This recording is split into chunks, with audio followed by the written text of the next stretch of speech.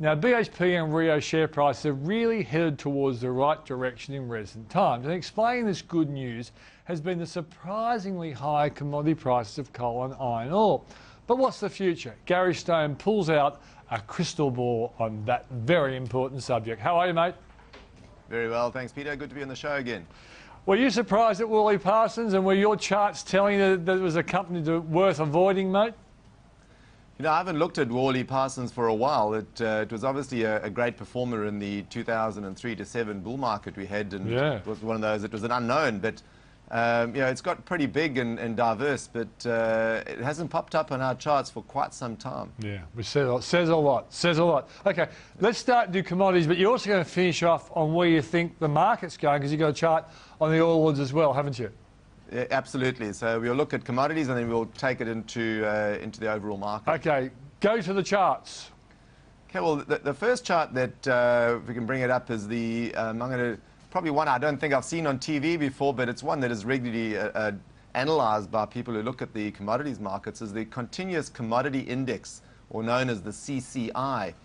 No, not that one, the one where the CCI is on its own before we compare it to BHP and RIO. And the CCI is basically looks at, if we can go to the other chart. Yeah, you keep talking, Gary, and the team will eventually get there. All right. Yep. The CCI has got 17 different commodities equally weighted that make it up. Now, people may have heard of the CRB, the Commodity Resources Bureau Index, or even the Goldman Sachs Commodity Index, but the CCI has become more and more, because it's got 17 equally weighted commodities right across energies, metals, and even the softs as well are in there, and agricultural commodities. It's become the sort of benchmark for what commodities are doing around the world. And it does give us an insight into you know, the bigger business cycle, if you like, because if things do pick up, as we are seeing the signs of in the United States and maybe a little bit in Europe, that'll create demand, and that will flow into the major commodities, particularly commodities like copper and agriculturals and the like. Okay, is this the chart, Gary? We're not seeing that yet. That's the chart. So that's a weekly chart that goes back to 2010. Right. So I've tried to take all the noise off it.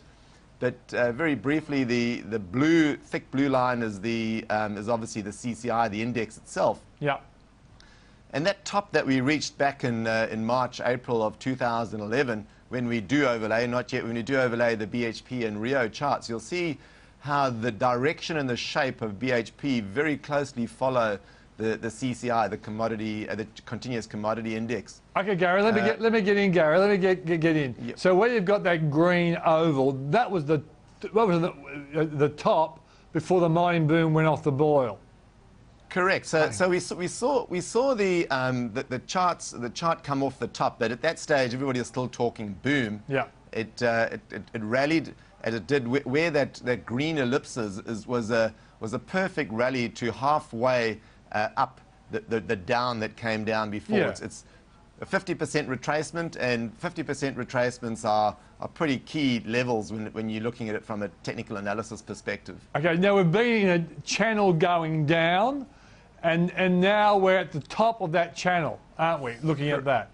We're towards the top, coming down to the sort of middle, but it's now coinciding with a very strong support and resistance level, which is denoted by the red triangle, the support zone, not triangle, rectangle going across from left to right. Yes. Now, the interesting thing that's happening here is that we've got lower highs occurring on the weekly chart, but there's been a strong support. Now, this is the third time we're coming down to the support zone, which is round about on the CCI, around about the 500 level. And the lower highs are getting lower, and we're kind of getting what I call cornered towards the right-hand side of the chart. So we're heading for resolution here on whether we're going to have a breakout to the upside or to the downside. Right, okay. So let's go to the next chart, which puts this up against RIO and BHP share price, I presume?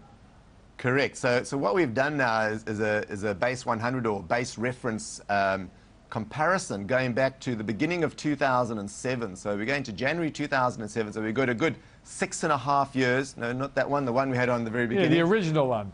The original one, that's right. Where we're comparing 6.5 years of price movement, relative price movement between the commodity, the continuous commodity index and both BHP and RIO. So okay, now Gary, hold it for a minute. Hold it for a minute. You know, we've got normal people watching this chart, and you said to me earlier, you're surprised this chart's never been shown on TV. I know why. No one can make sense of it, but we're going to. So the green stands for what? Okay, the black one is the CCI, so that's your benchmark Yep. for commodities. The green one? Okay, the green one is RIO, and the blue one is BHP. Okay, so what you're saying is the share prices very much relate to the CCI.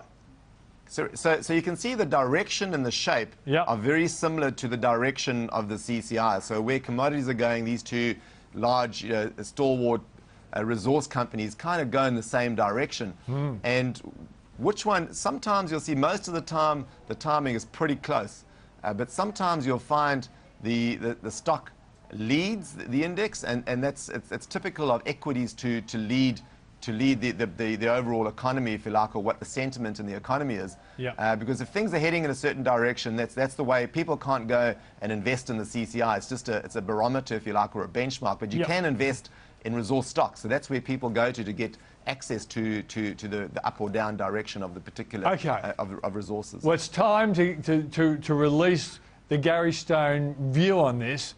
What do you think is going to happen to both the index and BHP and RIO share prices? Okay, well, I think it's we're coming to a head here, Peter, and at the right-hand side of that chart, the last one was up, where there was a pink ellipse that showed that both BHP and RIO had run ahead of resource prices. Now, you made a good comment earlier that that may have been on the back of the iron ore price. So the iron ore price hasn't really risen. It's kind of hung in there now after ups and downs and big gyrations, and it's kind of signaling out or flattening out at about $130 per tonne, and that's taken some, if you like, volatility out of it. It's kind of hanging around the same price, but we've seen these two stocks, the BHP and RIO, rally purely on one commodity, and that's not the only commodity they have exposure to.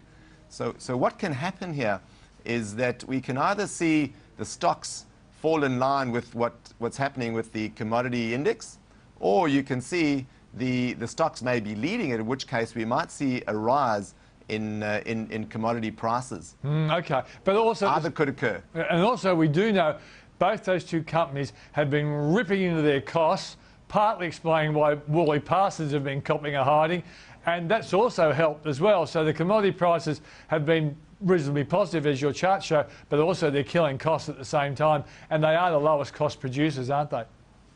They are. So they get a bit of leverage through cutting costs. Obviously, you've seen that come through in the Fortescue price, which is more highly leveraged to iron ore, and you've seen how that price has doubled since the middle of the year or thereabouts. So the time where I think this cornering of the CCI, of the commodities index, is going to occur, I think, before Christmas, if not soon after, in which case we're going to see either a rally, a breakout to the upside, Yep. we're going to see a breakout to the downside, and we know which one we prefer to have, and that's what's being led by BHP and RIO. Okay, let's put you on the spot. Are you selling your BHP shares, Gary?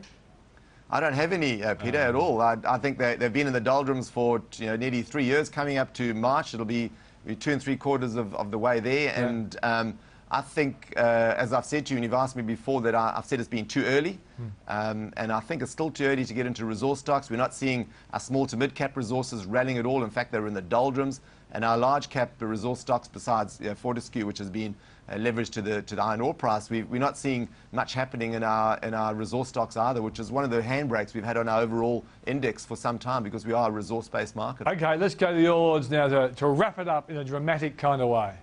Rightio. What I am seeing on the All Ords is that the retracement that I kind of called a couple of weeks ago has started. I think the first retracement level, if we can get the chart up, yes, there. we've reached it. It's that one there. You can see at the very top right-hand side, there's the first black line, horizontal line is where we've come down to, and I think we're going to go a bit steeper. I think we're going to get down to at least the next black line, which is round about I think it's the 5250 level on the All Ords, and it's roughly the same these days on the XJO, on the ASX 200.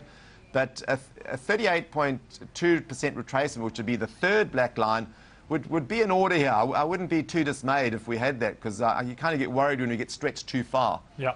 But a 23% retracement, which would be the middle black line, and around about 52.50 would be a nice, decent retracement, but also a signal that it's still a shallow retracement, but one where we're in bull market conditions, and that might be a place to look at timing entries. So buy the dip around 5250 if it happens, eh? Correct, and if it goes a bit lower, it might get down to the 51.50 level, which would be the next level down. But that would be quite a decent retracement. All right, mate. Thanks for joining us on the program. It's a pleasure, Peter, as always. After the break, Marcus Turner from HTM Group will tell us the importance of risk management.